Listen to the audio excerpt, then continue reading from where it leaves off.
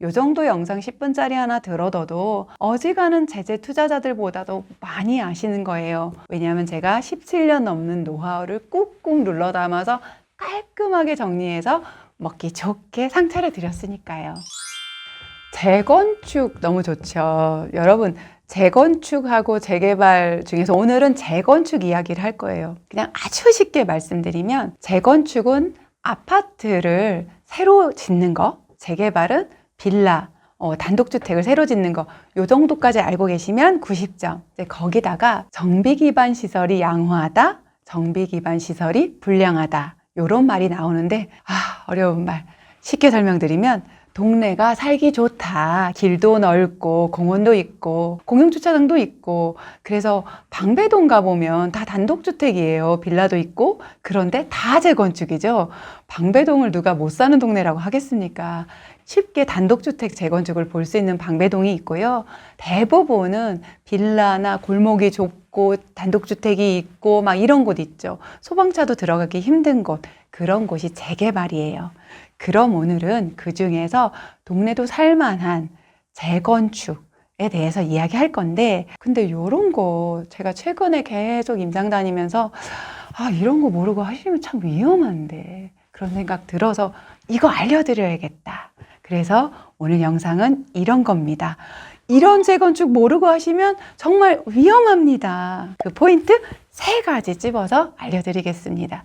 첫 번째, 가장 원론적인 건데, 투기과열지구 다 해제되고 강남 상고, 용산고 남았다고 다 까먹으셨으면 어떡하지? 나중에 투기과열지구 다시 지정되면 또다시 회복되는 건데 하는 마음에서 말씀드릴게요. 뭐냐면 투기과열지구 내에 재건축은 조합 설립 단계를 지나면 전매 제한에 걸려요. 전매 제한이 뭐냐면 팔지 마, 그건데 실제로는 거래가 돼요. 그게 더 문제예요. 사실은 팔 수는 있어요. 근데 뭐가 문제예요? 팔 수 있으면 됐지. 전매 제한에서 분양권 못 파니까 문제지. 그게 아니고 팔 수는 있는데 그래 너 사. 근데 있지, 미안해, 새 아파트는 못 주겠다, 이거예요. 그게 무슨 얘기냐면 재건축인 경우 투기과열지구에서 조합 설립 단계, 제가 맨날 3단계로 알려드리는 거 오랜만에 한번 해볼까요? 재개발 재건축에서 크게 사업 단계를 제가 3단계로 말씀드리죠. 조합 설립, 사업 시행인가, 관리 처분인가. 제일 먼저네, 그죠? 아주 초기 단계예요. 조합 설립부터 아파트 될 때까지 빨라도 10년인데 10년 동안 팔지 마. 요게 투기과열 지구에만 있어요. 지금은 강남상구하고 용산구만 있는데 다시 시장이 좋아지면 이게 전체적으로 다 넓어지게 지정이 될 수 있거든요. 투기과열 지구가. 그럼 그때 지정되자마자 바로 적용되는 거니까 꼭 알고 계세요. 그런데 예외가 있어요. 뭐냐면 요런 거죠. 예외가 왜 생겼냐면, 아니 무슨 내가 여기 아파트 입주할 때 들어와서 지금 내가 여기 38년째 살고 내가 지금 70이야. 아니 내가 40대에 사가지고 지금 70 넘어서 80 바라보는데 여기 10년 동안 기다려서 새 아파트 살라고? 나 그냥 팔고 저기 옆에 새 아파트 된 데로 이사 갈 건데 뭐라고, 팔지 말라고? 이게 말이 안 된다. 내가 그럼 투기꾼이야? 이런 목소리들이 여럿 있었어요. 그래서 나온 게 5년, 10년. 무슨 말이냐면 5년 이상 실거주하고 10년 이상 보유한 분들은 투기 세력 아닌 걸로 인정. 이제 국가에서 인정해주면서 그런 분들은 파세요. 입주권 새 아파트 주겠습니다. 이렇게 된 거거든요. 그래서 요거 때문에 제가 말씀을 드린 거예요. 조심하셔야 돼요.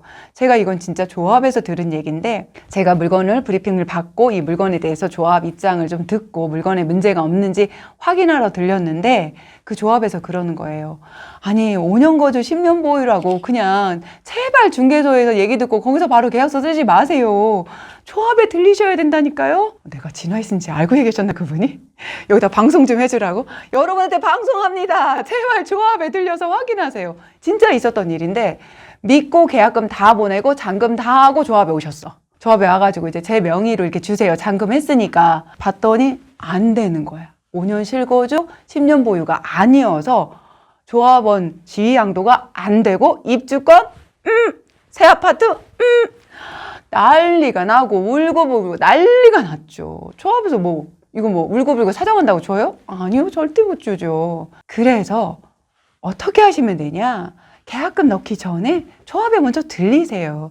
지금은 그렇게 상승장도 아니기 때문에 조합에 들려서 조합원 지위 양도되는데 문제 없는지, 입주권 받는데 문제 없는지 요거 꼭 확인하시라. 사실 이 케이스는 해프닝으로 끝난 게, 그러고 나서 6개월 뒤에 그 도시가 투기가열지구 해제됐어. 어떻게 해서 연락해 봤더니 그럼 다시 받을 수 있다고. 그러니 다행이지. 아니었으면 강남구 이런 거 샀어 봐. 얼마나 비싼 거였는데 여기 다 타들어가지 않겠어요? 그러니까 여러분 기본으로 알고 계세요. 투기가열지구 재건축은 조합 설립 단계 이후는 조합원 지위 양도 안 됩니다. 사시면 안 됩니다. 5년 거주 10년 보유는 무조건 조합에 알아본다.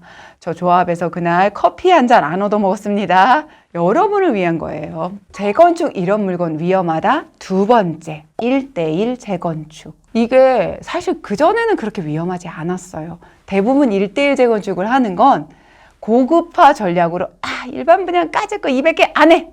우리 그냥 최고급으로 지어. 평수 더 넓히고 용적률 좀 낮춰서 공간 사이 넓게 해서 고급지게 빼자고. 우리끼리 살자. 분양 안 해도 돼. 다 우리 돈 있어. 요런 게 좀 강남에도 있고 지방에서도 내놓으라는 곳에 그렇게 가는 곳이 있어요.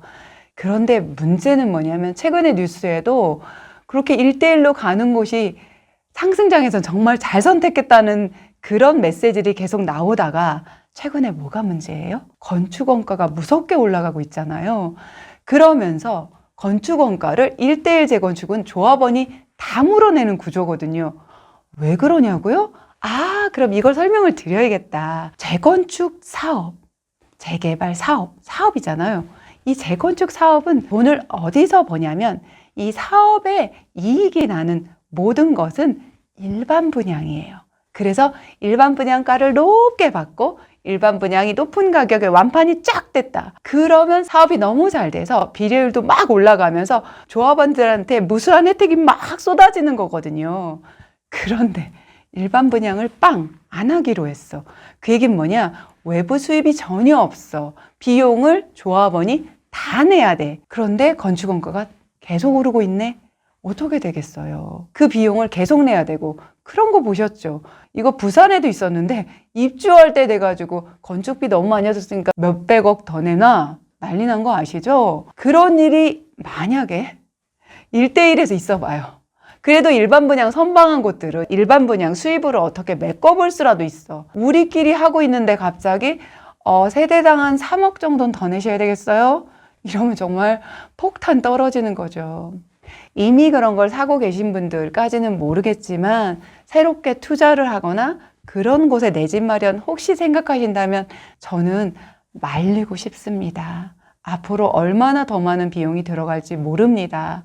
일반 분양이 있는 곳들도 건축원가 올라가는 것 때문에 초비상인 건 아시죠? 그러니까 1대1 재건축, 아무리 초호화판으로 고급화 전략으로 나간다고 해도 가능하면 투자로는 접근하지 않으셨으면 좋겠습니다. 재건축 이런 건 위험하다. 세 번째, 한계동이 반대하는 곳. 이게 무슨 소리냐?